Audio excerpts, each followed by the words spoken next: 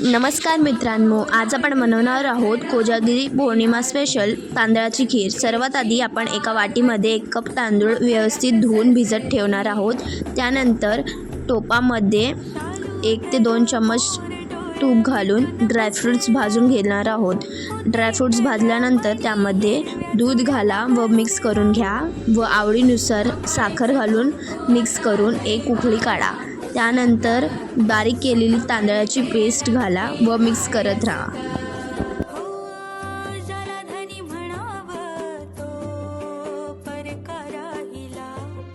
आता त्यामध्ये 1 चम्मच वेलची पूड घाला व मिक्स करून घ्या। त्यानंतर त्यामध्ये किसलेल्या ओल्या नारळाचा किस घाला व मिक्स करून 1 ते 2 उकळी काढून घ्या।